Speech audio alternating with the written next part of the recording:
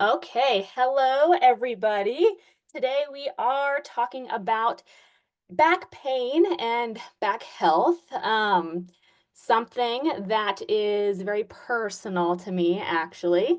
Um, I have scoliosis and I had surgery for spinal fusion when I was 15, I believe, so a little bit ago now. But it's something that I deal with all the time, just in regular life, in gym life, in sitting life in particular. So it's something I think about a lot, something I prioritize, how to manage back pain, and try to be preventative, actually, is really the big piece of this whole thing. So let me share my screen and I'm going to jump into the email here in a second, if I remember how to do that. Okay. Are we screen sharing? Yep. Do you guys see? Yeah. Okay, awesome. I don't. Okay, I need to find it on my end, which I don't see. Okay, here we go. Um, All right, so back pain, it can come, of course, from a whole host of reasons. It absolutely does not mean you are doing something wrong. It can, sure, but it doesn't automatically mean you're doing something wrong or lifting in an incorrect manner or form is incorrect. All of that is important, but it's not always going to be the reason why you have back pain. You can feel tight and achy and tweaky for a whole host of reasons. And then sometimes it's gonna fall into that kind of just like tweaky, grumpy, tight category. And then sometimes it's gonna fall into perhaps a real injury, maybe like more medical category. Um, Body awareness is really helpful with knowing the difference there. And then, of course, getting some professional help might be necessary for knowing the difference there. And I'll talk a little bit more about that. Um, but it's not just newbies. You can be lifting for a really long time, not even lifting, like just existing in life, and deal with back pain. Actually, I find that kind of more often, like the more sedentary and the less you're moving, can be pretty highly correlated with back pain and tightness and struggles. Um, so the point is, you don't have to just deal with it. There are things that you can do to help strengthen the core and strengthen the back and strengthen the glutes and posterior chain to relieve some of that back pain. There's body care stuff that you can do. There's physical therapy, prehab, essentially is what I like to call it, doing certain exercises before a real problem, a real injury arises. Like I said, this is personal for me. I was the girl in high school who got friggin' knocked on by the boys in the hallway, like walking down the hall, which was super cool.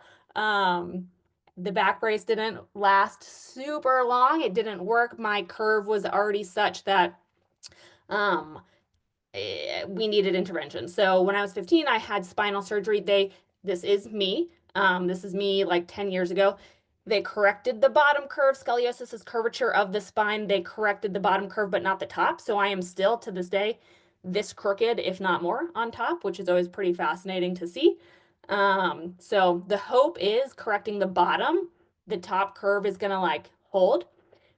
We shall see. I'm 40 this year. We shall see how long that lasts. Hopefully it does because you definitely don't want back surgery the older you get. Um, Griff, I have a question.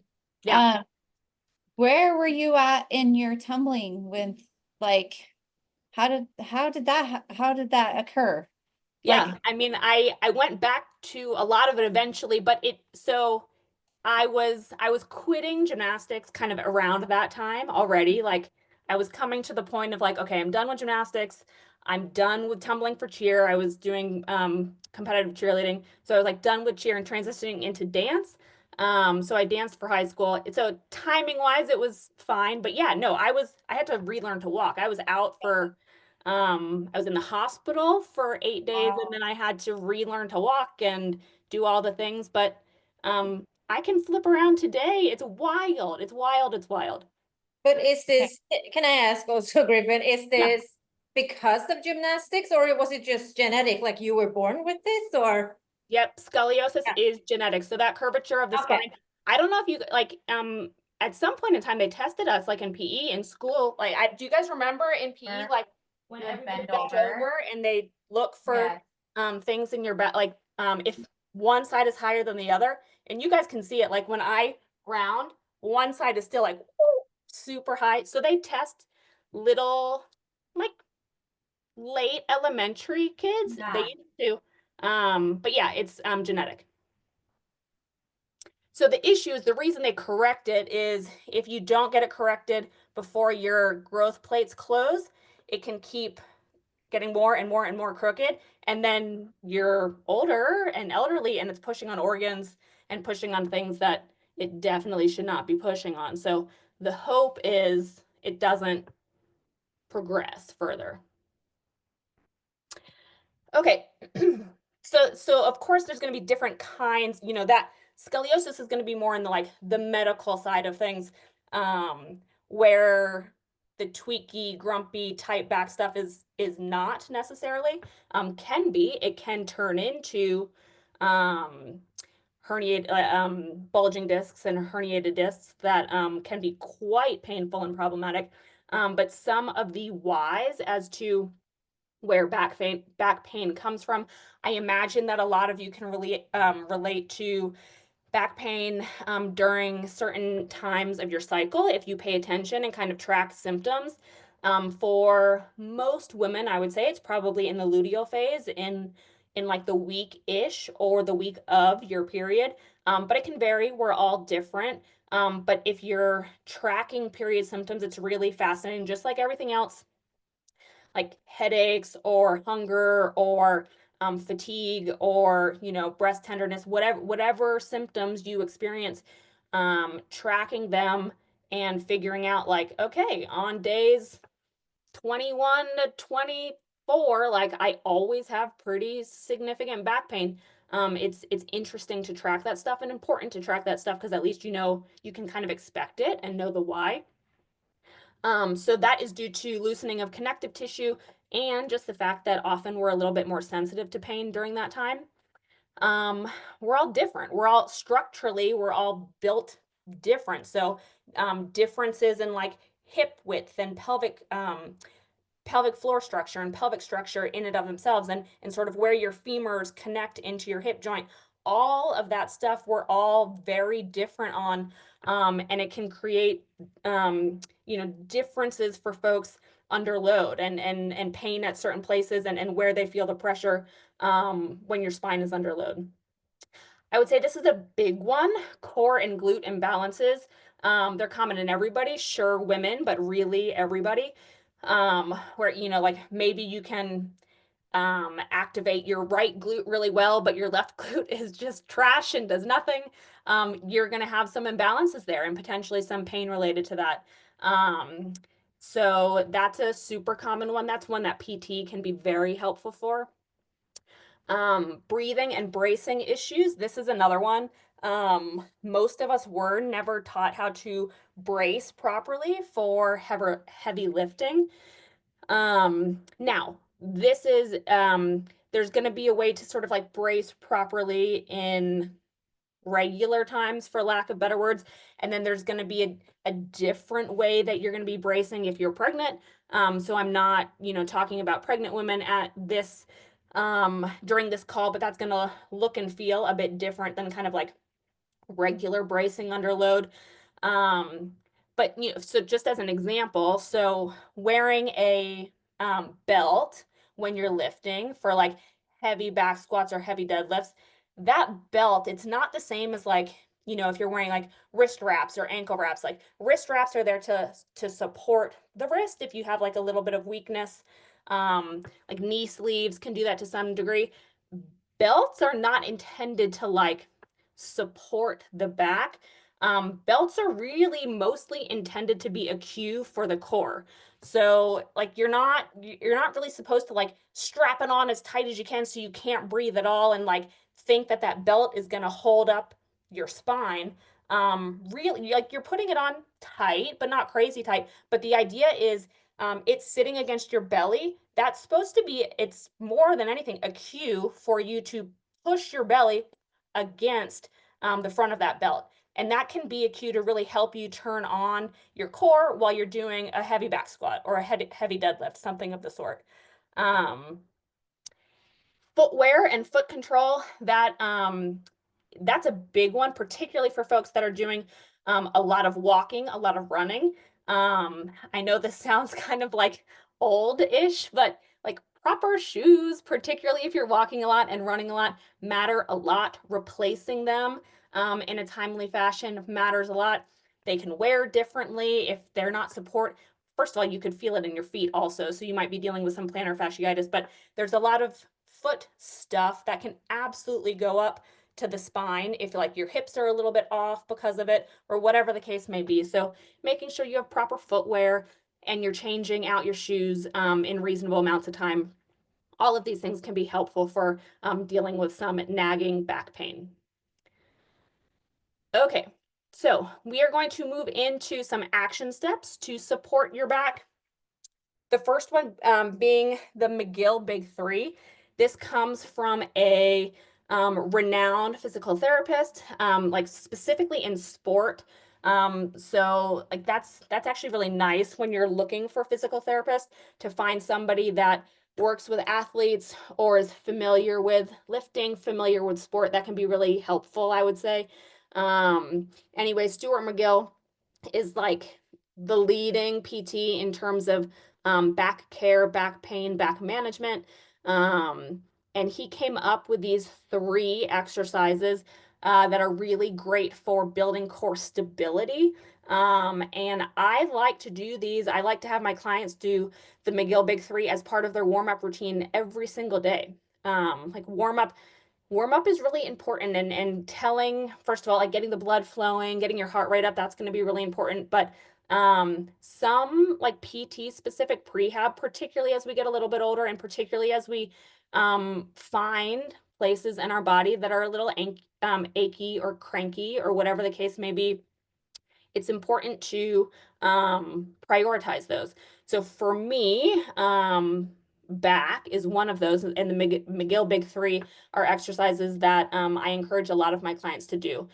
So I am going to actually show videos of these just because I think it's really helpful. They're pretty quick videos. As I said, they are the gold standard when it comes to spine stability during rehab and deload phases. But like I say, doing them every day as part of your warm-up routine.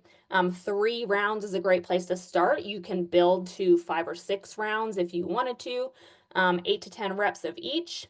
And now let me switch screens here and show you some videos.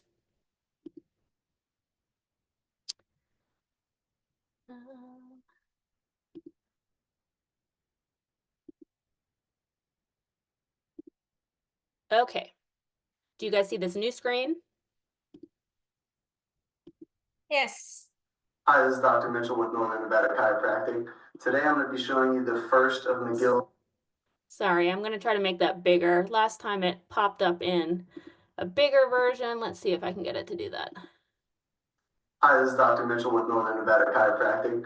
Today I'm going to be showing you the first of McGill 3 big exercises, the curl up. This is to work on core stability. A lot of injuries that we see come in can be attributed to a lack of core stability. So you're going to start laying down on the ground, one leg straight, the other bent at a 90-degree angle. The hands are underneath the low back, making sure to keep this curvature here. What you don't want to do is, as you do the movement, let the spine curl back down towards the ground. So the hands are underneath, elbows flat against the ground. To start, you brace the core, bring the chin back a little bit, and then just lift the chin and shoulders up off the ground and hold for 10 seconds while the core is braced and drop back down. If that isn't too easy for you, there's a progression that involves bringing the elbows off the ground and continue to do the movement, holding for 10 seconds. What you want to do is do that for about 6 reps, 10-second hold each time. And the main thing, make sure not to jut the chin out and keep it retracted in. So I think that was the curl up. I think the really interesting thing to make note of is it's not necessarily, like, as you can tell, it's not about lifting to failure or near failure. It's not about doing 100 million reps of a crunch or an ab. This is a different intent. So we're activating the core muscles, but it's not to a like failure point.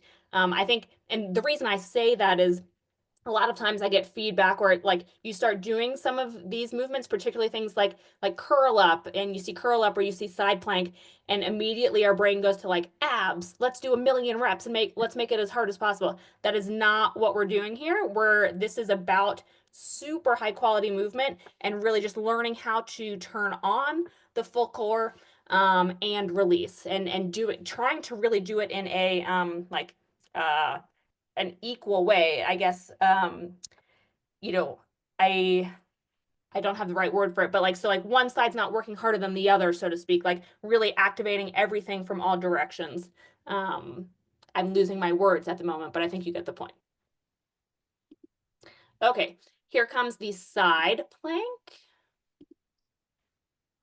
Progress. Sorry. Is a philosophy, a choice, a reason to keep going. Introducing the next generation. Hi, Dr. Mitchell with Northern Nevada Chiropractic. Now we're going to go over the second of the McGill Big 3 exercises for core stability. This is the side plank. So you're going to get on the ground, elbow against the ground here. Knees at a 90-degree angle, just like this. Kind of sit back, and you are going to brace the core, lift up. Notice how my knees, hips, shoulders are all in a straight line. You want to hold that for 10 seconds, bracing the core. This is going to work the obliques on this side. After the 10 seconds, drop back down. If this is too easy and you need a progression, we're going into a full plank. Top leg is on top or in front of the bottom leg. And you'll do the same thing, sit up, start with the hand on the opposite shoulder. If that is too easy, you can move to the hip here. Again, this is 10-second holds, 6 reps, and that's it. Hi, Dr. Mitchell with Northern Nevada.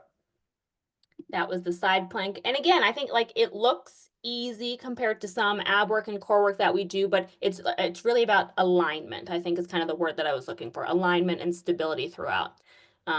Lastly, the bird dog. And this is another one where I see a lot of folks like getting their leg as high as they can or their arm as high as they can. And it's not about how high you can go. It's really kind of about how straight can you be and can you hold that strength. Like one cue that I really like for bird dogs is thinking about somebody pulling your hand out in front of you and foot from behind and getting as long through the spine as you can.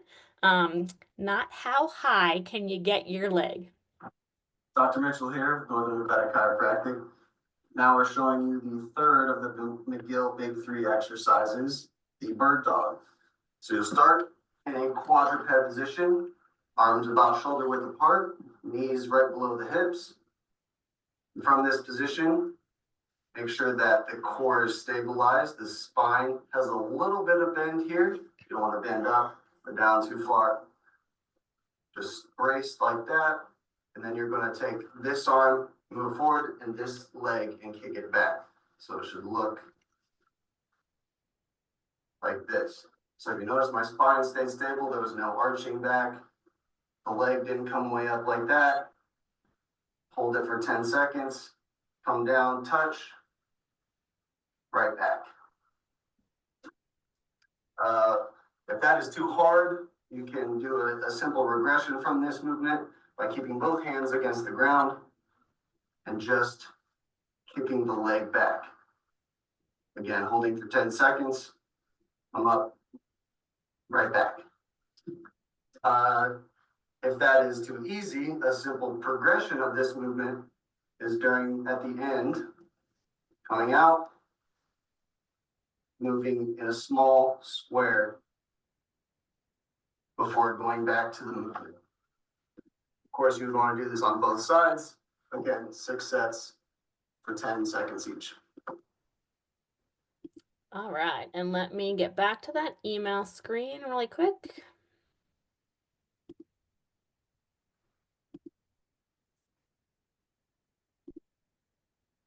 Okay, so those were the McGill Big Three. Again, doing those kind of as prehab part of your warm-up, I think is great practice.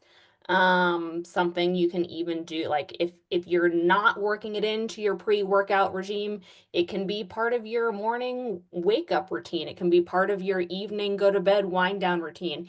If you're somebody who does like a little bit of movement straight out of bed or before going to bed.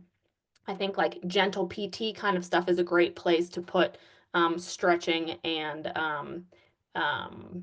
PT kind of stuff, that kind of stuff. Also, this is like in a similar fashion. It's just not like the McGill Big Three, but making sure that you're doing core stability work. So dead bugs are another fantastic one. Similar in terms of opposite arm, opposite leg to the bird dog. You're just flipped over on your back. And the rest, I'm not going to pull up videos for the rest of these, but if any of you want them, I have easy access to these videos and I can post them in the group. So please don't hesitate if you have questions on any of these. But dead bug is fantastic. Opposite arm, opposite leg. Pull-off press is one of my favorite ones. It's an anti-rotational movement. So you're using a band usually. And again, it's less about the press in front and more about not letting that band pull you back towards the rig or whatever it is that you're using. Side plank with reaches. So some of these actually you see like pop up in our warm-ups or in our accessory work sometimes. But those are great to throw in if you want to start or end your workout with some core stability. Posterior chain. I talked about posterior chain is a big one. A lot of times back tightness or overcompensation can come from weaknesses in the hamstrings or glutes. Lucky for you, if you follow Hungry Fitness Physique, we do a lot of posterior chain work. So you see lots of hip thrust, you see lots of RDLs, lots of step ups. So these are going to do wonders in terms of supporting your back. Like I said, like glute and hamstring weaknesses, I'd say like kind of common sometimes, and a lot of that can demonstrate in your back. Making sure that you are limber through the upper part of your back. Often pain will sort of centralize in that lower back region, even like the SI joint, quite low. Particularly if you're dealing with sciatica, it can go all the way down the back of your leg, which is super uncomfortable. But making sure you have good range of motion in your mid and upper back is going to be really important so that your lower back doesn't take the brunt of everything. So thoracic mobility, open books are great. Foam rolling through your upper and mid back is going to be really great. Wall angels. And again, if you want videos or demos of any of these things, don't hesitate. This is one of the open books where you rotate that elbow from the ground all the way up to the ceiling. The idea here is you're keeping your hips square to the ground, so it's easy to let your whole back rotate up. You want to keep those hips square to the ground and really just rotate your shoulders and upper back. And then, of course, you see this in HF Physique as well. We do a lot of tempo work. We do a lot of pausing. So in any of your big compound movements, for example, tempo back squats, where we're doing a 3-second eccentric. Eccentric is going to be that downward range of motion. That's where we generally program our tempo, so our slower movement patterns. So that's the way that's written is it's going to be 3 seconds on the way down, 1 second at the bottom, 1 second at the top.